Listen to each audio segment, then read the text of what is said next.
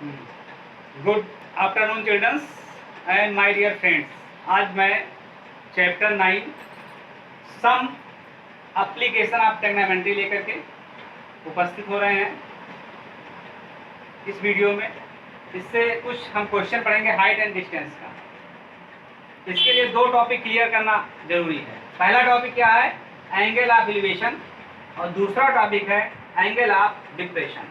Angle of elevation क्या होता है, पहले इस टॉपिक को जानेंगे। तो इसके लिए 3 लाइन की जरूरत है, जिसमें पहला लाइन होता है हॉरिजॉन्टल लाइन। हॉरिजॉन्टल लाइन जो क्या होता है, वो बिल्कुल स्ट्रेट लाइन होता है। जिस देश में कोई भी बिल्डिंग्स या कोई आधार खड़ा हो, उसके आधार की लाइन को हम हॉरिजॉन्टल लाइन कहते हैं। और कोई व्यक्ति ऑब्जर्व करेगा अगर हॉरिजॉन्टल लाइन से एबव ऊपर की तरफ, तो क्या बनेगा? Angle of elevation. और जो ऑब्जर्व करेगा उस लाइन को कहेंगे लाइन ऑफ साइट। जो एंगल मेक करेगा line of site. Line of site और हॉरिजॉन्टल लाइन के बीच अगर एबव लेंगे हॉरिजॉन्टल से, तो थीटा बनेगा। इसको कहेंगे angle of elevation. Angle of elevation Hindi में इसको उन्नयन कोण कहते हैं। The angle of elevation of the point, इसी पॉइंट से बनता है जो पॉइंट होता है view, is the angle form by the line of site with the horizontal when the point being view is the above the horizontal level. horizontal level से ऊपर चलेंगे तो आपका एंगल ऑफ लाइन बनेगा, एलिवेशन बनेगा। इसके लिए हॉरिजॉन्टल लाइन, उसके ऊपर आपका एंगल ऑफ साइड। साइड में जिस पॉइंट को ऑब्जर्व करेंगे, जैसे मान ली बिल्डिंग की पॉइंट है, हाइट है, टॉप है, बिल्डिंग के टॉप को ऑब्जर्व कर रहे हैं, तो बिल्डिंग के टॉप क्या होगा? ऊपर होगा। हॉरिजॉन्टल लेवल से क्या होगा? ऊपर। तो ऊपर को ऑब्जर्व करने वाला लाइन आपका लाइन ऑफ साइड बन गया, और ये हॉरिजॉन्टल लाइन, इसके बीच बनेगा angle of elevation. Second topic है एंगल ऑफ डिप्रेशन।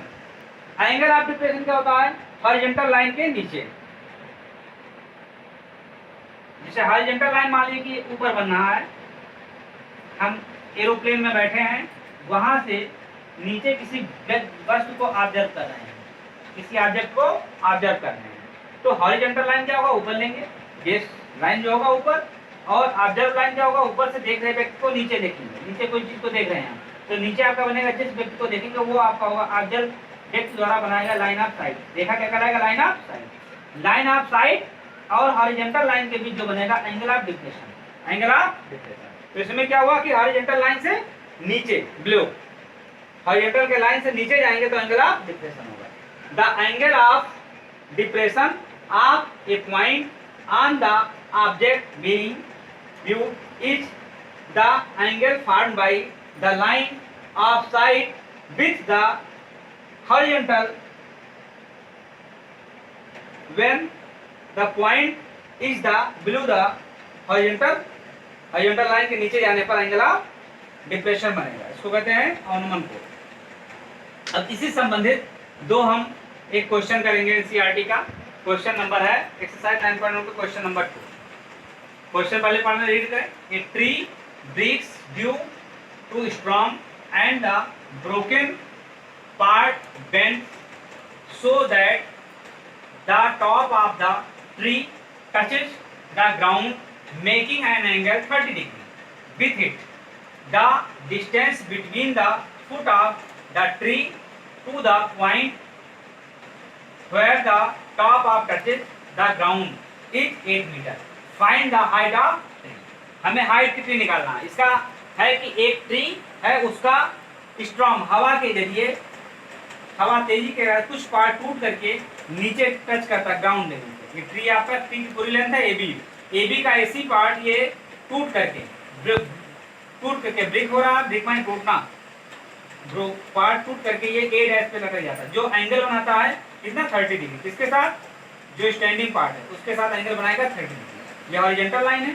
ये डिस्टेंस दिया है कि जो टॉप टूटा इसके बीच, और ये फुट ऑफ ट्री, दोनों के बीच का डिस्टेंस दिया 8 मीटर। क्या दिया है? 8 मीटर ये डिस्टेंस है। अब हमें फाइंड करना है इस ट्री की लेंथ पूरी, ये भी फाइंड करना है। इसके लिए एक्स फाइंड करेंगे और वाई। तो एक्स आपका पार्ट देखिए, ये ब्रोकन हुआ यहाँ से टूट करके यहाँ, जितना लेंथ ये होगा उतना ये लेंथ नीचे आ जाएगा। तो इसके लिए क्या करेंगे? मानेंगे let height of a tree AB = x + y total part है। AC पार्ट क्या है? x मीटर, ब्रोकन पार्ट है। और BC क्या है, वाई मीटर स्टैंडिंग पार्ट है। अब हमें जितना AC होगा उतना A' होगा, तो A' AC क्या होगा, इक्वल हुआ। अब हमें सबसे पहले क्या निकालना है, x पार्ट निकालना है। तो x पार्ट के लिए जो वैल्यू दिया इसको लेंगे और प्लस x पार्ट तो बेस दिया हुआ और उसके साथ क्या दिया, हाइपोटेन्यूज। तो इसमें क्या यूज करेंगे, टेग्नामेंट की आइडेंटिटी। तो बेस हाइपोटेन्यूज में कौन सा रिलेशन होता है, cos 30 का। तो cos 30 equal to base upon hypotenuse A' B upon AC। A' का मान क्या दिया है, 8 सेंटीमीटर और इसका मान दिया है 8 अपॉन x। अब cos 30 की वैल्यू क्या था, √3/2 और क्रॉस मल्टीप्लाई कर लेंगे, 8 2 जा 16 x इंटू √3x। तो x इक्वल टू क्या हो जाएगा, 16 अपॉन √3। ये मीटर आ गया x की पार्ट जो ब्रोकन पार्ट था। अब स्टैंडिंग पार्ट क्या, y। तो y और इसमें संबंध लेंगे, रेशियो लेंगे BC और A'/B। इसके लिए क्या लेंगे, tan by perpendicular upon base. tan 30 equal to perpendicular upon base. तो BC अपॉन हो जाएगा आपका A'/B। tan 30 का मान क्या होता है, 1 अपॉन √3। BC का मान y, इसका मान 8। अब क्रॉस मल्टीप्लाई 8 1 जाए 8, तो y इक्वल टू हो जाएगा 8 अपॉन √3 मीटर। अब x का पार्ट, स्टैंडिंग पार्ट और ब्रोकन पार्ट दोनों का लेंथ हमें मालूम होगा। इन दोनों लेंथ को ऐड कर लेंगे।